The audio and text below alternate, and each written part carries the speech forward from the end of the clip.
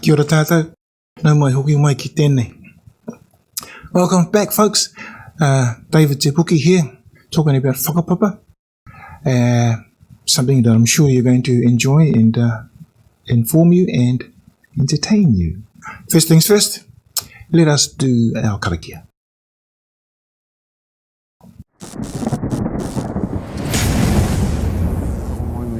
Matau kia koe hua moa manaki tēnei a matau. Nō reira kai nui tu kia koe hua kia pina tia matau. Ke homai nge koe tō wairua tapu ki roto i a matau. Nā tāngata katoa teau ke kahai ki te wete ngā hara kai roto i a rata. Mai e hua tēnei kaha kia matau ke kotahi e matau. Tai atu ki o matau whenua. Tai atu ngā mea kotoa ke hui ke kotahi. Iumai te ingoa matua.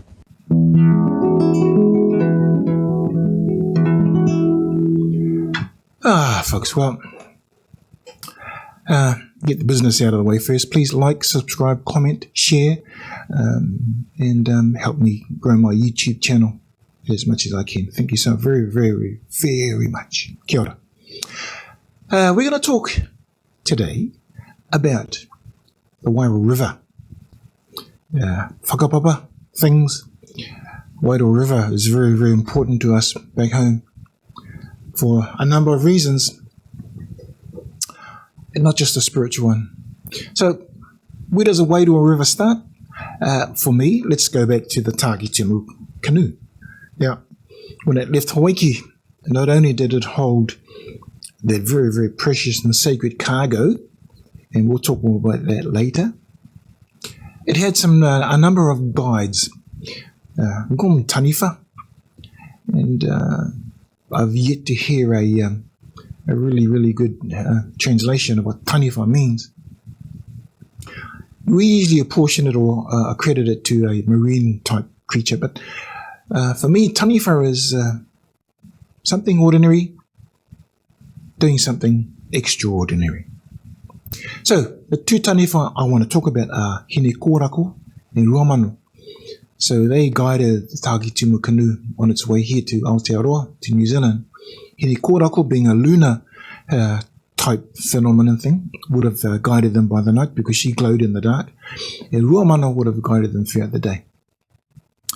Now the story goes that when the Takitimu got to New Zealand, the two taniwha, well, their job's done, it's all good. So they decided to have a bit of a play around. They ended up in Lake Waikaremoana. And stayed there for a while and really, really enjoyed themselves.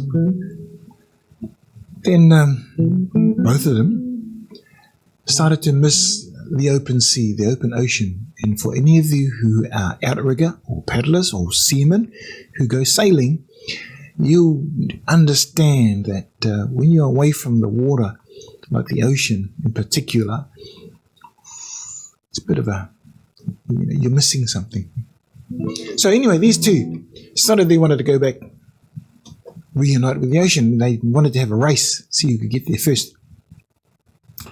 So let's talk about Ruamano first. Ruamano being the male, being the brother, being the he-man, took off and he formed what we call the Ruakituri River. Now, when you have a look at the Ruakituri River, you can tell it was formed by a male because it's got rocks, huge boulders, waterfalls. It just cuts and sways through anything and everything in its path.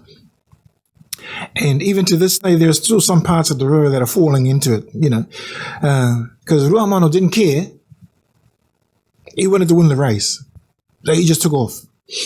And it wasn't until he got down to about Erepeti, or just before Erepeti, that he must have got tired, because you can see the river starts to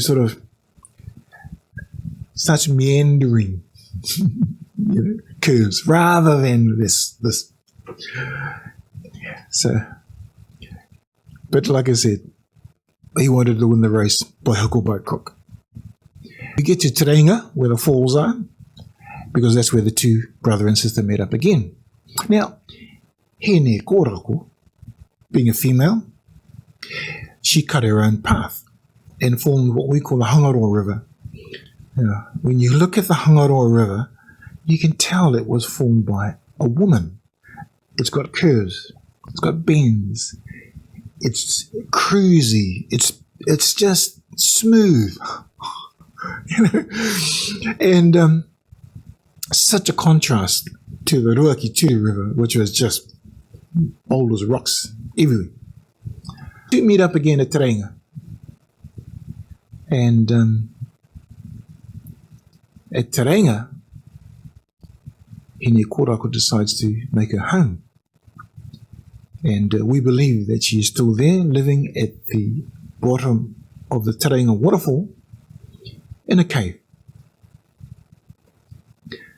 We do believe that she makes herself known quite regularly, and there are a lot of stories about those events, and hopefully I'll get a chance to share some of those with you.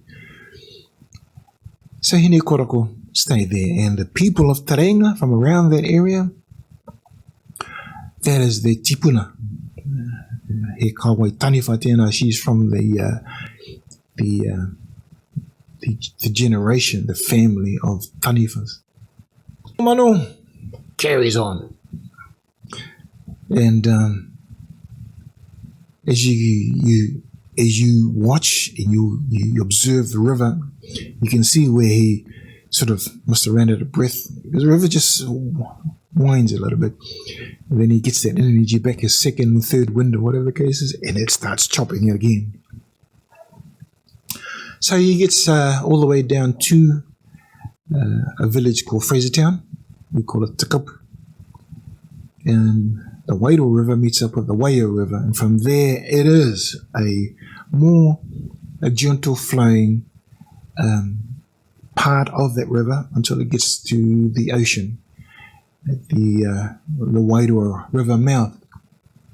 Now, just as the river was started by two taniwha, brother and sister, it ends and is guarded by two taniwha, these two brothers.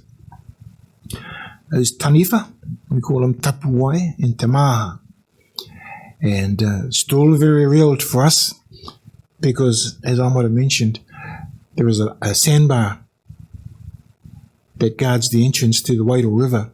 Now, depending on a number of factors, the actual entrance, the sandbar moves. So the entrance of the river actually moves. And depending on which side of that river the entrance is, it dictates to us who's in control, whether it's tapu or tamaha. Because those two brothers were known to have that brotherly, competitive streak in them. So that's where the Wairoa River starts for us, and that's where it ends. Its full name is the Wairoa hopupu, hongenengene matangi rau, the Wairoa tapoko rau, and that name interprets as being boggy-minded, objectionable, and it sort of relates to how the river has a mind of its own in a lot of ways. And there are times where we've experienced that, where it's flooded and it's taking quite a number of things with it, including humans. Some of our relations have unfortunately passed away because the river decided, no, I'm going to do this today. Te Wairoa hopupu hongenengene matangi rau and te Wairoa tapoko rau, in effect, were fishing grounds. They were boundaries. But the most intriguing thing about the name for me, and what was related to me by my father and my uncles, the name actually reflects on the constitution of the people in Wairoa. Objectionable, boggy-minded, it's either my way or the highway, and unfortunately, perhaps the people around Wairoa had that reputation. Don't mess with them. Don't mess with them because, they're certainly going to just slap you around and put you in your place.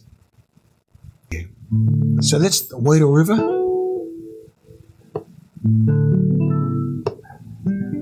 An important part of our whakapapa. Very important part of our whakapapa. So, with the three things I've been talking about so far, the Whakapunake, Wairoa River, Takitimu, waka, three things we can start to use if you want to start reciting a PEPEHA or a proverb. PEPEHAs are good. They're good. Especially like when you get up to say a speech or formal speech, or it's because it's a good way of introducing yourself. You're introducing where you come from, and you're introducing all your ancestors as well. So, beginning of a meeting, at a wedding, certainly paying homage at a funeral, when you get up and do a piano recital, perhaps, a formal sort of situation. So your PEPEHA might go like this. Ko te Whakapunake o te matau o Maui Tikitiki a Taranga. Te wāhi okioki o ngā atua, koina te maunga. Te Wairoa, hopupu, hongenengene matangi rau. Te Wairoa tapoko rau, koina te awa. Takitimu te waka tapu, koina te waka. So that's a really, really good start. It's a general start, because a lot of us can say that. From then on in your whakapapa, we might start referring to people, and that's where it becomes a little bit personal for you. But hopefully we'll get to talk about a lot of people by the time this series of whakapapa's videos is finished. Anyway, part of our whakapapa series. Now, I mentioned, I have been mentioning a little township called Erepeti. When I was younger, my uncles and the old people there were constantly talking about the hoki ki te kainga, coming home all the time. The reason being is back in those days, we lost a lot of our people from those outlying areas, from Erepeti, from Taranga, from all these small areas, Rangiahua, all these places where people used to live. And I'll show you a photo. It's actually behind me. I'll show you a photo of Taranga marae in its heyday. And it was something like 9 houses, marae, whare, right? Which is an indication of how strong and how many people that used to live around the area. But these days, how much? So our old people will constantly tell us, "Ki mai ki te kainga, come home." Me hoki ki te kainga, koutou ngā rikiriki, nekeneke mai, e ka aroha, no erepeti taua. Come home, come home. It's the cry of our old people. Place of love, aroha. It's because we're all from Erepeti. Ko Ruakituri aua, timata mai I te po. E awhi anara I ngā take nui, e ka aroha, no erepeti taua. Ruakituri ara, awa, starts up at Waitangi Falls, up at Lake Waikaremona there. And the river was actually quite supportive of a lot of things that happened, not just in the Wairoa area, but even as far over as maunga Pohatu, over at Ruatahuna, our relations over there. We sent a lot of things to go over and help them. Ko aua tipuna I heke iho, pauranga huara me ona moko puna, e ka aroha, no erepeti taua. So our ancestor Pauranga Hua, the one that we derive a lot of our whakapapa from, Auranga who lived at Erepeti, Ruakituri, even back as far as Papuni, which is just under where Maunga Puhatu is. That's where Tuhoe relations live.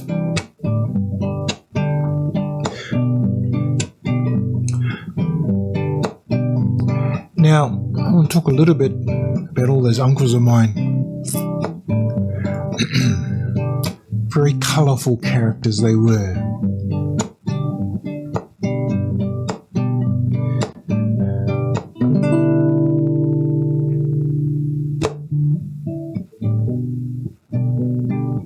As soon as I can remember the words, that is.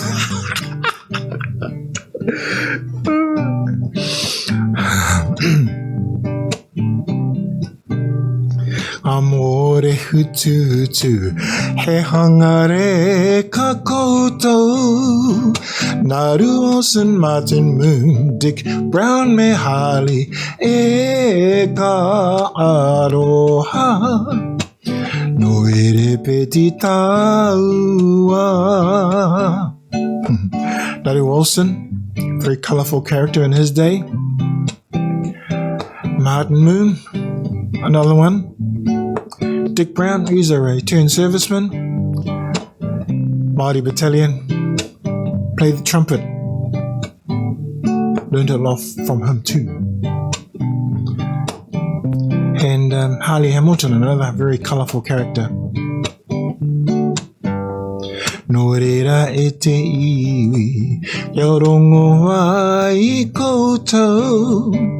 Ho hoki anara, me hoki ra, e ka aroha.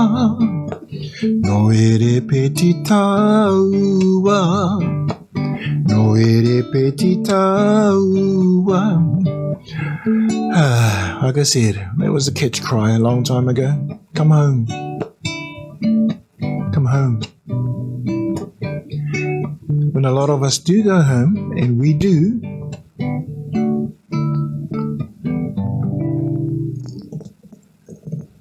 pretty simple thing. Most of us dive in the river, dive in the ocean. It's our way of, it's like a computer. You know, when you reboot a computer, it comes back stronger, faster, quicker. It's our way of rebooting ourselves. We go walk through the bush, go back and visit all the urupa, which is the graveyards, pay our respects to our ancestors, to the people that walked this earth before us, and why we are here. So, e hoa my folks, another session on Whakapapa. Please like, comment, share, and help me grow my YouTube channel. I'm very, very thankful. And not just because this is like my or our whakapapa, it's important for you as well. You know, find out who you are, where you're from, and then share it. Share it. Give us something that we can connect to or connect with for you. That's such an important part of our lives. One of the reasons why whakapapa plays such that important role. Anyway, no ora mai koutou. Stay well, stay safe. Kia tau te rangi Māori e. Stay peaceful. But above all, stay you. Heoi. Thank you very much. Kia ora.